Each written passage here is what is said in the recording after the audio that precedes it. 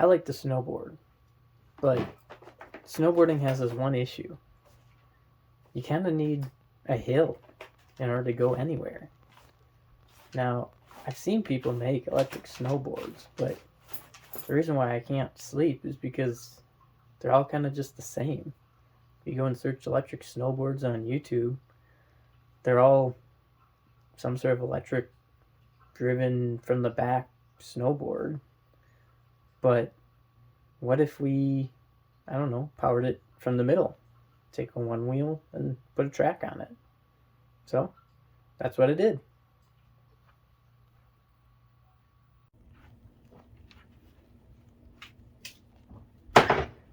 This is a GoBoard. Unfortunately, I built this about 3 years ago, so I don't have a bunch of footage showing how it all got built. So instead, I'll bring it in closer and just point out all the little things on how it's built. First step, cut a hole in the snowboard.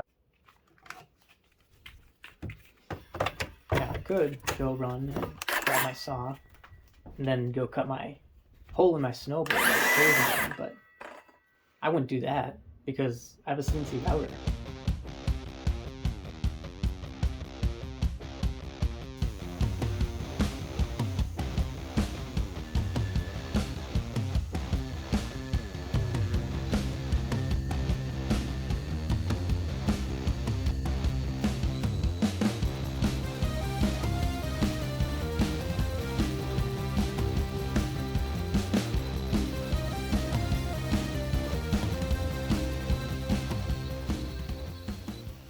Once you have your snowboard and a hole cut in it, you can add some 1/4 inch aluminum plate because you're gonna have a hole. I thought this would be a breaking point, so beefed it up with a piece of aluminum bar, which also acts as a mounting point for the whole track assembly. I'm just using bolts here for the 3 different wheels, and then it just kind of sandwiches in on some 3D printed spacers. I've got 3D printed idler guide wheels and drive cog, and I found some little flange brackets on Amazon that fit the bolt shaft that I could screw to my 3D printed cogs. Got a bearing here for the main drive bolt to ride on. Everything else has the 2 rollers have bearings in the roller, so the shaft is stationary, whereas the shaft has to rotate with the track. Right here, I have a 1800 watt electric motor. It's a brushless motor with a speed controller. It's meant for a electric go-kart conversion kit, I believe, is what it's marketed as. Maybe mini bike or scooters. It had some holes on the back, probably for ventilation. I just covered up with electrical tape to keep water and snow out. I've got springs, one on each side, that actually pulls the track into the ground, help maintain traction. There's this cable here, provides a very important feature. When you're standing on the board on flat ground, your leg is conveniently placed here, and this cable is the only thing keeping this track from driving itself and pulling your leg into it. So, very important cable. Foam, I'll cover when we flip it around to the other side. I just have a XT90 connector hooked up to the controller to power it. There's an antenna wire. I have a RC car receiver in there. There's enough empty space that I was able to put the receiver inside of here with an Arduino. Because this takes an analog signal, normally it has like a twist throttle. So that's what tells the controller how much power to give to your motor, because the video transmitter uses a digital PWM signal. I had to use a Arduino to map that digital PWM to a analog-like signal that the controller would be happy with. I'll flip it around for you guys. The track is from old Snowboard. Wasn't this one. It's probably 15 years old, a lot stiffer. That's what I originally built this with, so any pictures I'm popping up has that older track. After a year, I finally found one online that I could buy that's this newer tread style and a lot more flexible than the other one, which was nice. You have the motor sprocket with some chain up to a top sprocket hub. The bolts here, it looks like I just manually ground a keyway with a Dremel to interface with the keyway on the sprocket here to keep it from spinning.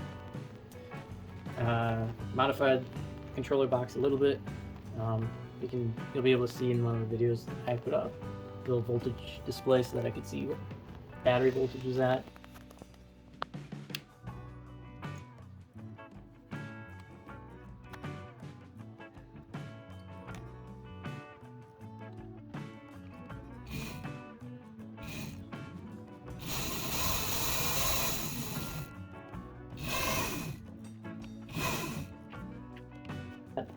Have an on-off switch so that when the remote decides to just send this thing at full speed,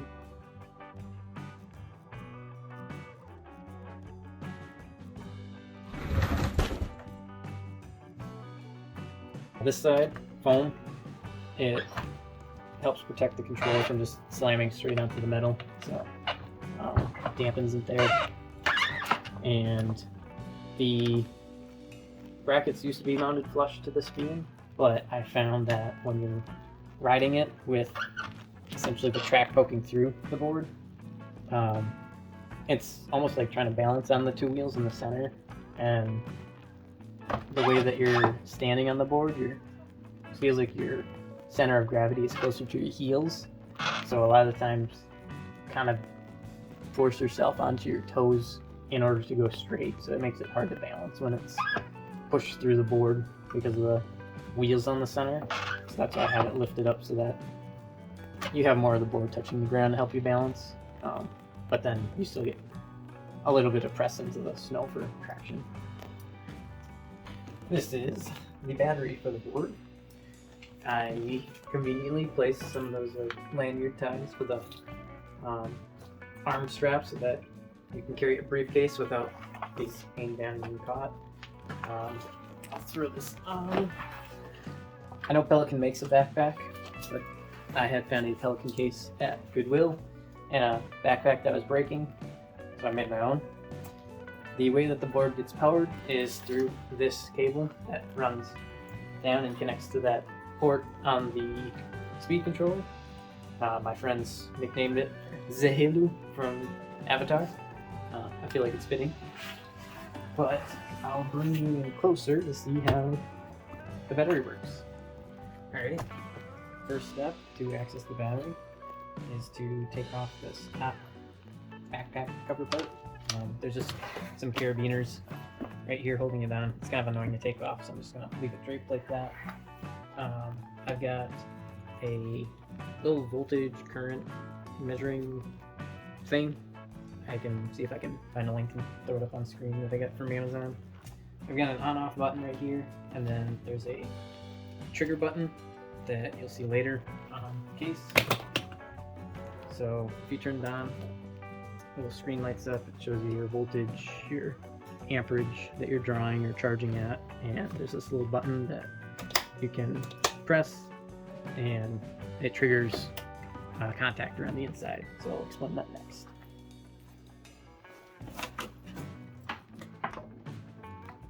So for the batteries, it's in a 13S1P configuration, so 13 lithium-ion batteries all in series.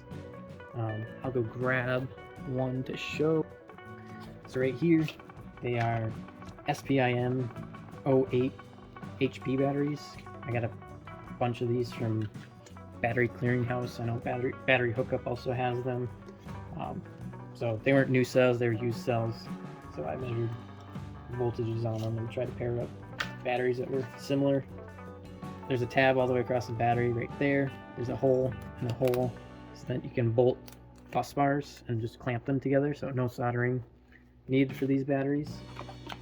And these batteries are rated for 200 amps continuous output and then 400 amp peak. So instead of buying a very expensive BMS that can handle that, this little BMS is rated for probably 20 amps. something like that. And what I did is I found a contactor that I believe is for a golf cart that is 400 or 800 amps, something like that. It's basically a switch. And so this screen setup is kind of acting as a BMS in a way. I can't do balancing. The BMS is hooked up with all the leads to balance the batteries during charging.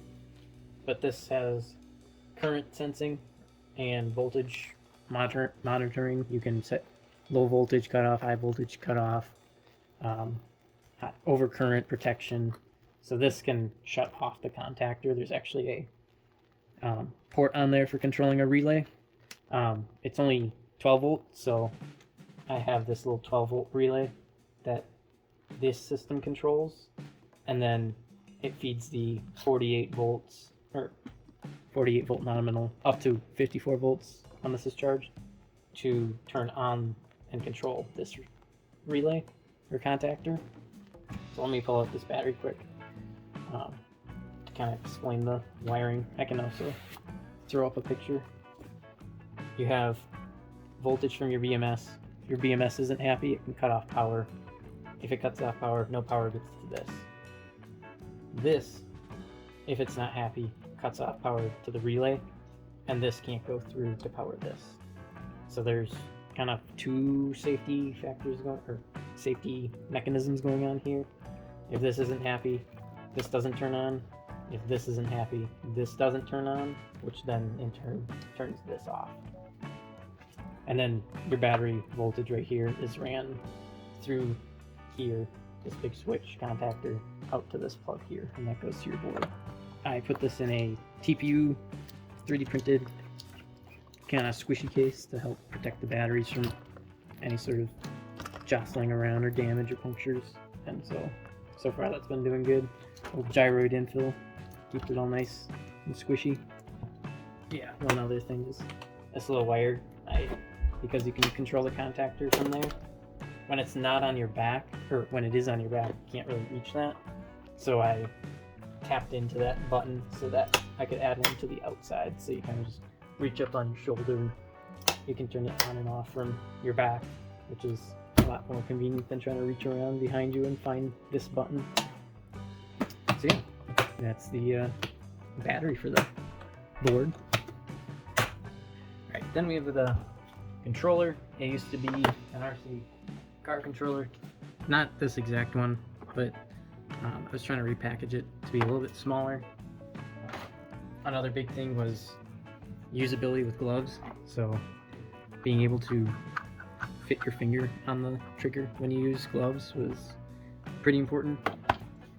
I had found a bag of vapes from in a Goodwill. I don't think they realized what those were, but normally this takes, I think, 8 AA batteries, so I didn't want to deal with that. So instead I took one of the vapes and took them apart and stole the charging circuit out of it so that I could charge this with USB, and then it has a LiPo battery in there so that it's rechargeable. So little flip cover. I, at the time, didn't have a better solution for this, but this is where your on-off switch is with your charging port. These were just left over from the RC car controller to tune where your 0 is on your channels. And I think that's just a reset button. But forward, it doesn't do. Reverse, it could. I just don't have my Arduino program for it.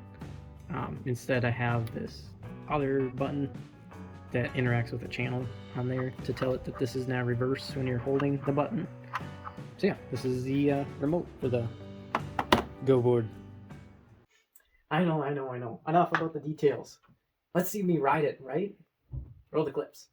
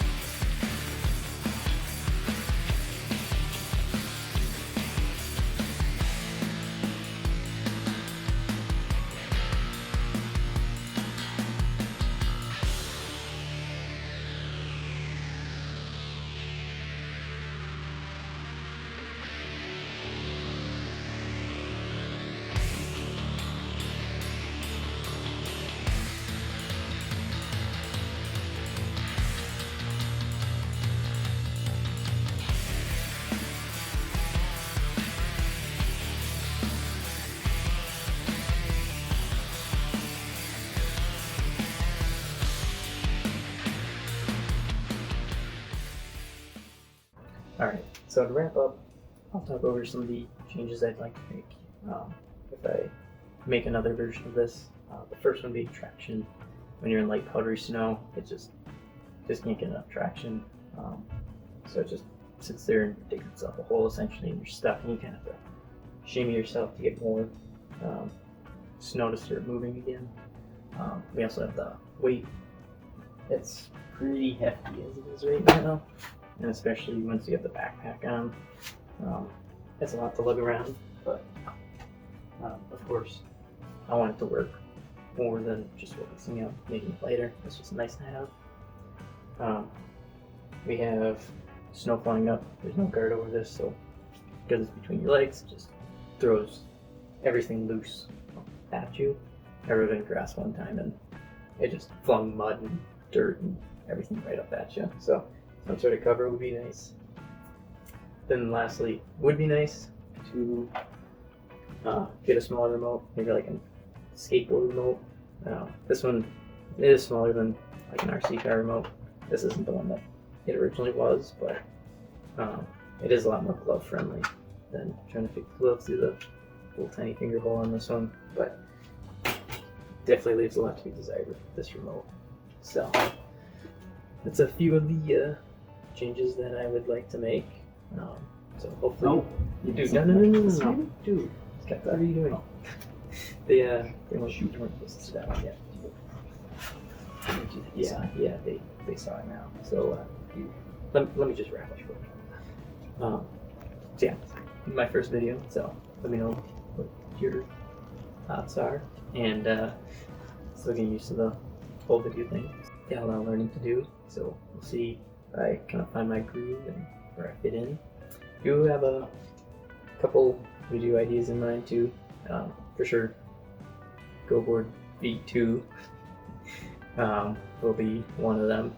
I don't know if in the meantime I was thinking I could do like a walk around, just show all the other projects I have laying around, and if there's anything that you guys are interested in, maybe I could do a more detailed video like this one on it.